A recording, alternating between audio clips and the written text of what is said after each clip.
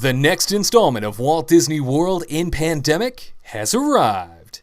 Hello my friends, Wade for the Kingdom Report, back with you once more to cover all things Walt Disney World during this global health crisis, and helping you to answer the questions, is it safe, is it comfortable, and is it worth it?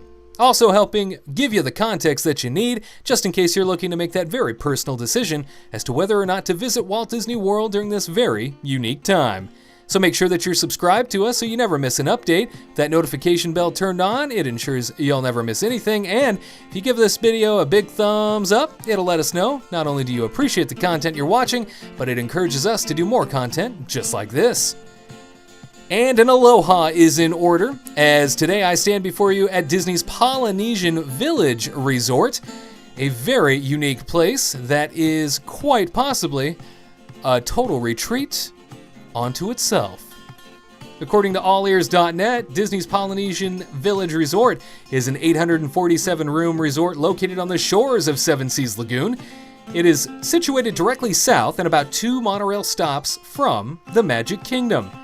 The Polynesian occupies 39 acres and is styled as a South Pacific paradise, complete with white sand beaches, tropical landscaping, waterfalls, and bamboo tiki torches.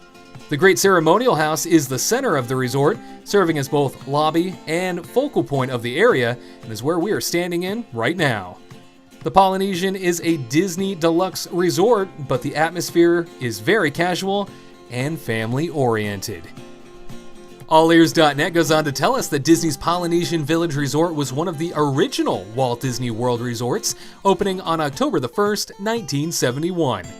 The grand opening ceremony was on the beach on October 24th, 1971, where earlier that day, just across Seven Seas Lagoon, Disney's contemporary resort had its dedication speech given by none other than Bob Hope.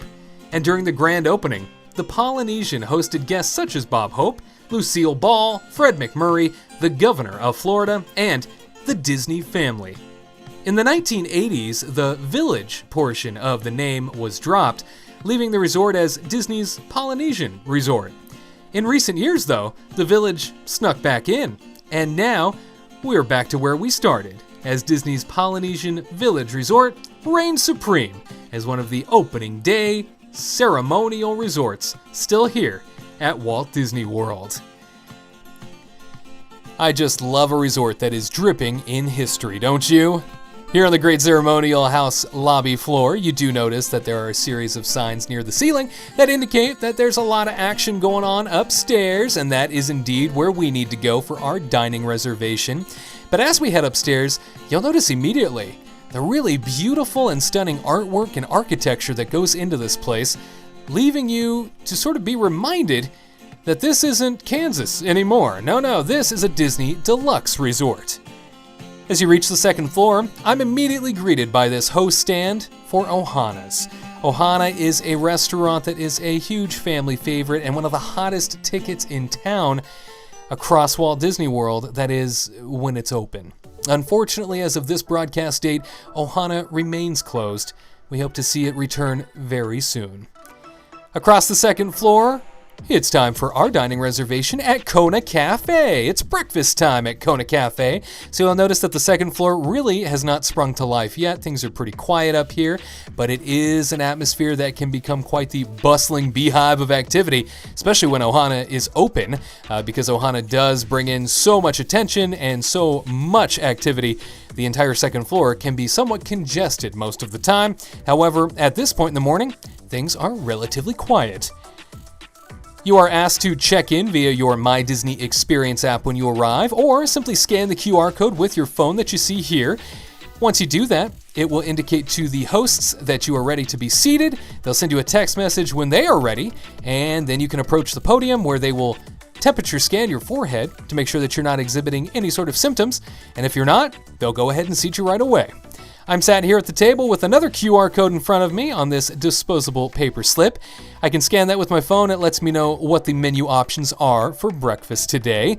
The menu was drastically limited, basically due to the global health crisis. A lot of menus across Disney World are limited right now, mainly due to staffing and manpower in order to output all of the food and things needed for each restaurant. But you'll notice here, as I had mentioned, restaurant early in the morning, pretty darn quiet right now. It will get busier as my meal progresses, though.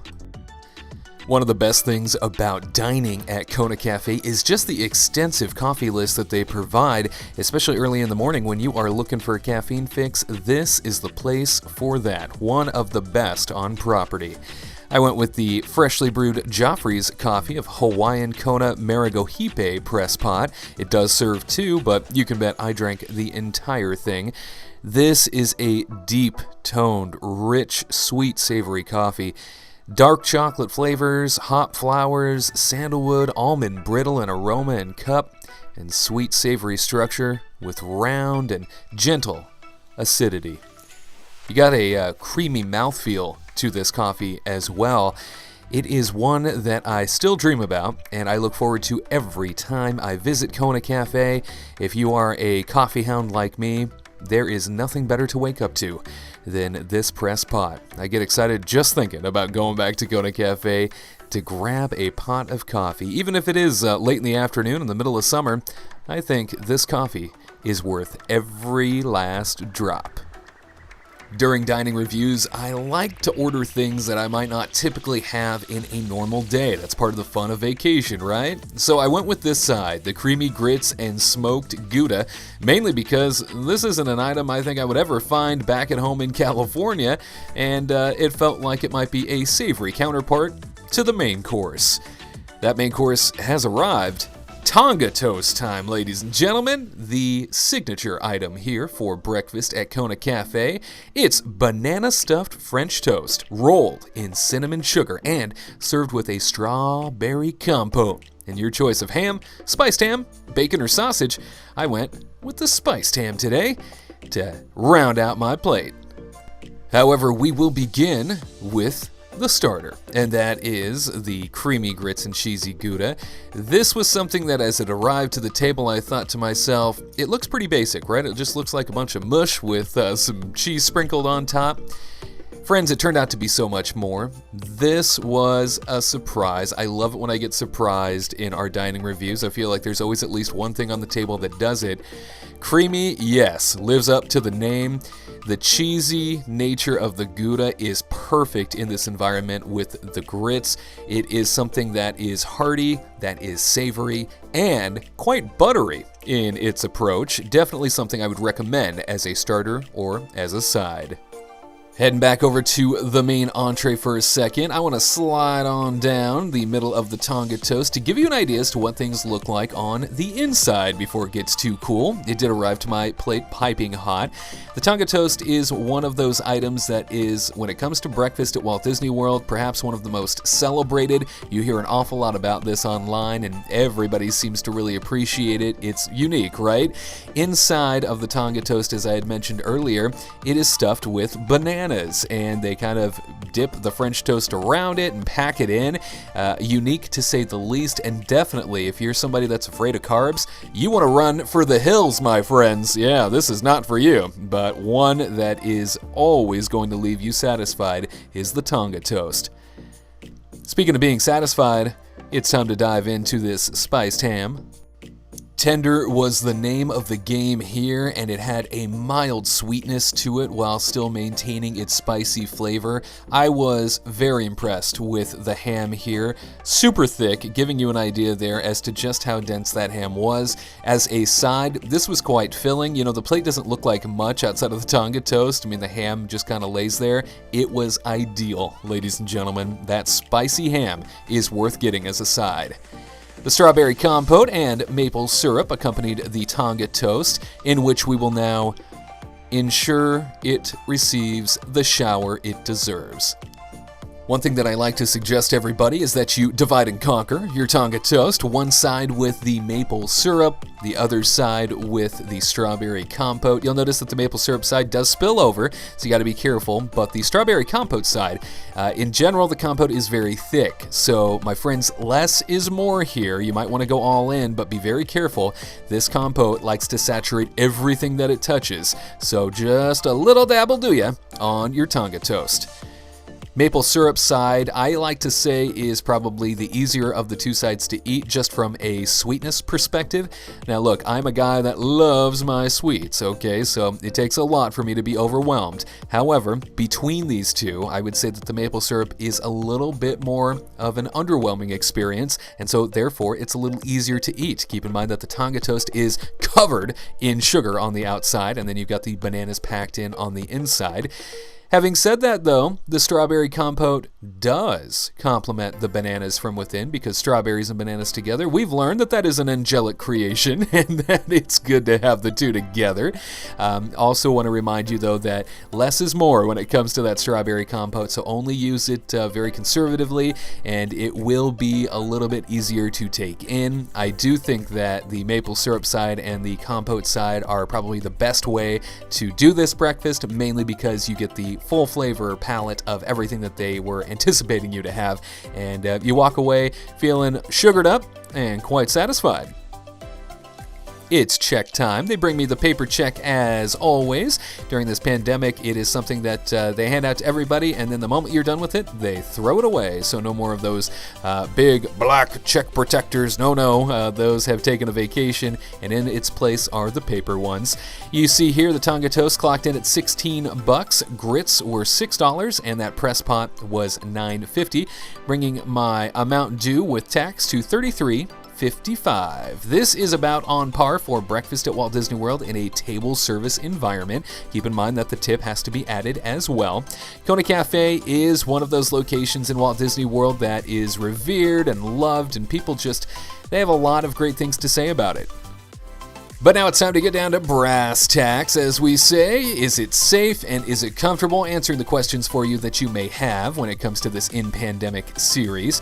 I'll tell you that they go to great lengths to make sure you are safe here. They definitely require you to check in via the My Disney Experience app like other restaurants, and then they send you the text message when they're ready to seat you.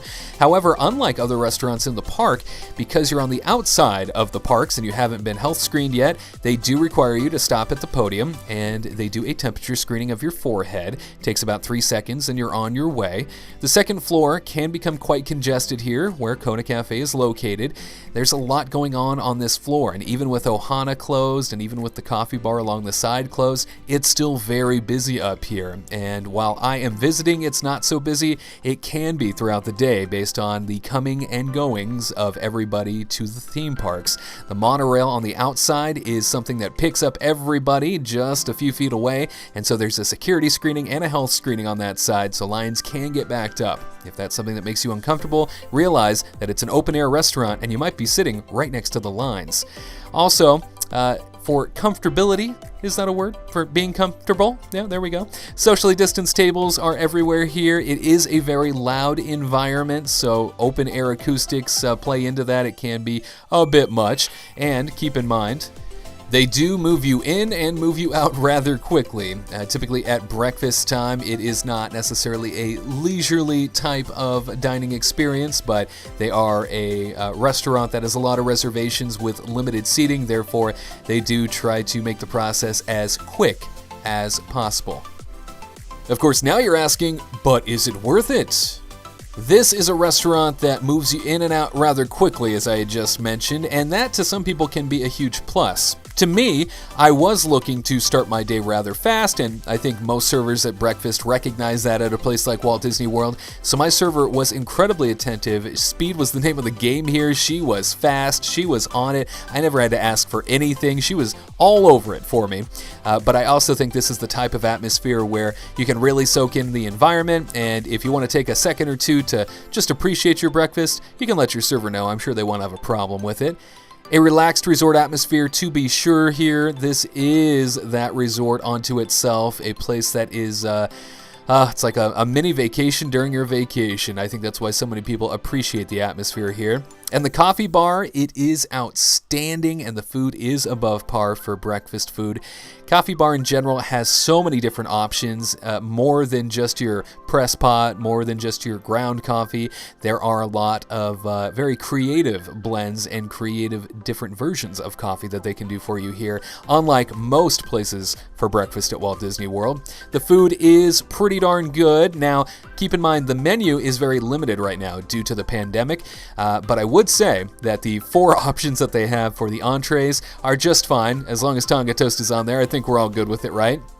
But the food in general, it is that sort of Asian, Polynesian flair, and it is a twist on the American versions of food. I think for what it is, this serves up just what you need for breakfast. However, it'll be nice to have that full menu come back to us very soon. I am a big fan of this resort, and while it's super expensive to stay here, it is such a retreat, a great place to go explore after breakfast. Once you have that reservation knocked out, the resort is yours. You can go take a look at all of the different amenities that it has to offer, and while a lot of things are closed right now, you can still soak in the natural beauty of it all, especially knowing that that view of Cinderella Castle is off in the distance, and you can see it from most places within the Polynesian Village Resort.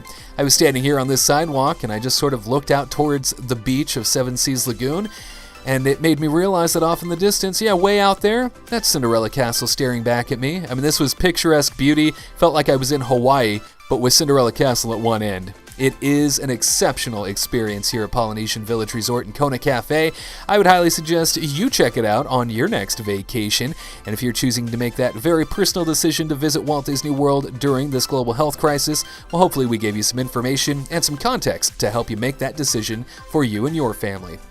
As always, make sure you're subscribed to us, give this video a big thumbs up if you appreciate what you've seen, and make sure that notification bell is turned on to ensure that you never miss a future update.